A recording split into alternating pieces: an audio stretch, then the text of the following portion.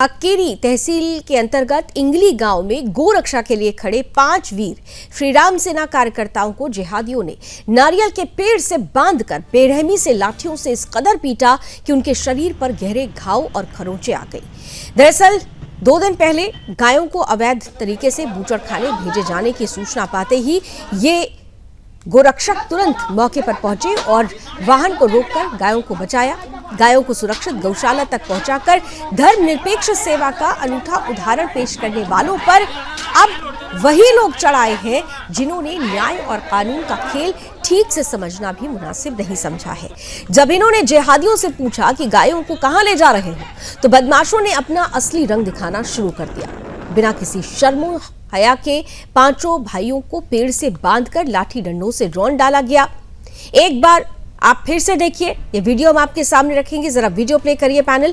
किस तरह से श्री राम सेना के प्रदेश अध्यक्ष ये बता रहे हैं कि 5 भाई जो गोरक्षक हैं, गोरक्षकों को कर्नाटक की सरकार ने उनके संरक्षण में पलने वाले तथाकथित सेक्युलरिज्म की झंडा बरदारी करने वाले जिहादियों ने इन गोरक्षकों को किस कदर पेड़ से बांधकर बुरी तरह से पीटा है और सरकार और प्रशासन मौन साधना किए हुए है। प्रदेश अध्यक्ष प्रमोद मुतालिक ये बता रहे हैं कि घटना बेहद निंदनीय है। राज्य में गोहत्या पर पूरी तरह से पाबंदी है, लेकिन कानून व्यवस्थाओं को तार कर इस कृत्य को अंजाम देने वालों को अपराधी मानने के बजाय उन्हें संरक्षण दिया जा रहा है और ये बहुत शर्मनाक है। पुलिस यदि 1-2 दिन में स्वतः संज्ञान लेकर FIR दर्ज नहीं कराती तो हम पूरे कर्नाटक में उग्र विरोध प्रदर्शन की चेतावनी देंगे। लाखों हिंदुओं की आस्था के प्रतीक गायों की रक्षा के लिए मैदान में उतरने वाले इन कर्मयोगियों पर लाठीचार्ज की इस नृशंसता ने सरकार और प्रशासन की पोल खोलकर रख दी है। श्रीराम सेना ने इस घटनाक्रम पर सरकार से सीधी मांग की है कि यमकन जो संबंधित थाना क्षेत्र है, उस थाना क्षेत्र के क्षेत्राधिकारी को तत्काल हटाया जाए और दोषियों पर धारा 307 के तहत कड़ी धाराएं लगाकर त्वरित गिरफ्तारी सुनिश्चित की जाए। साथ ही पीड़ितों को बेदाग सम्मानजनक मुआवजा और चिकित्सा सुविधाएं प्रदान की जाए। गौरक्षा कानून का सख्ती से पालन हो, नहीं तो श्रीराम सेना राज्यव्यापी आंदोलन करेगी। यह हमला सिर्फ 5 कार्यकर्ताओं पर नहीं बल्कि पूरे देश के गौ रक्षा संघर्ष पर किया गया हमला है। यानी अपने आप में यह बताता है कर्नाटक सरकार दिखावे के लिए कहती है कि वो गौ संरक्षण कर रही है, गौ तस्करी पर रोक लगा रही है, गौ तस्करों के खिलाफ एक्शन लिया जा रहा है, लेकिन यहाँ पर तस्वीर जस्ट इसके उल्टी नजर आती है। जब गौ तस्करों ने गौ रक्षकों को पेड़ से बांधा, बेरहमी से पीटा, उनके शरीर के घाव चीख कर कह रहे हैं कि किस तरह से कर्नाटक की तथाकथित सेक्युलर सरकार में गोरक्षकों के साथ बेरहमी हुई है।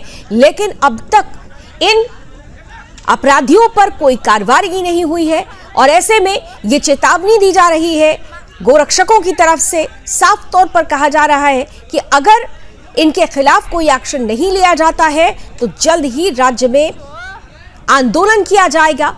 आंदोलन उग्र होगा।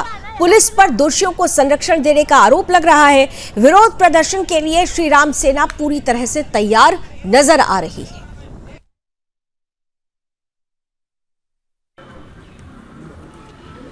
नमस्कार। कर्नाटक के बेलगाम डिस्ट्रिक्ट हुक्केरी तहसील में एक गांव इंगली, ऐसा एक गांव में श्रीराम सेना 4 कार्यकर्ता गोरक्षकों को नारियल के पेड़ को बांधकर अमानुष मारहाण किया है। जान लेने के लिए ही प्रयत्न किया है उन्होंने। ये तो तालिबान जैसा पाकिस्तान नहीं है, अफगानिस्तान नहीं है, बांग्लादेश नहीं है, लेकिन भारत में डॉक्टर अंबेडकर के संविधान रचना किया हुआ प्रजाप्रभुत्व के देश में कोर्ट है, पुलिस स्टेशन है, राजनीति है, फिर भी ऐसे तालिबान जैसे क्रौर्यता ये जो हो रहा है कांग्रेस की नीति से हो रहा है। कांग्रेस के तुष्टीकरण, अपीजमेंट, यहाँ के कर्नाटक के मुसलमान उनको लगा है कि कांग्रेस की सरकार नहीं है, ये इस्लाम की सरकार है, ये हमारी सरकार है, जैसे ही वर्तन कर रहे हैं। तो ये ऐसा जो अमानुष मानवीयता छोड़कर ये कृत्य खंडनीय है। इसको दो कारण हैं।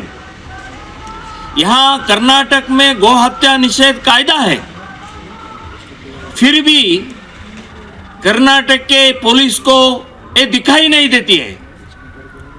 पुलिस भ्रष्ट व्यवस्था हो गया है। तो तुष्टीकरण की राजनीति के पीछे किस तरीके से गौ रक्षकों को ही पेड़ से बांधकर पीटा गया है, और श्री राम सेना अध्यक्ष साफ तौर पर ये कह रहे हैं कि अगर इनके खिलाफ एक्शन नहीं हुआ तो वो उग्र आंदोलन करेंगे, क्योंकि तुष्टीकरण की राजनीति बर्दाश्त नहीं की जाएगी।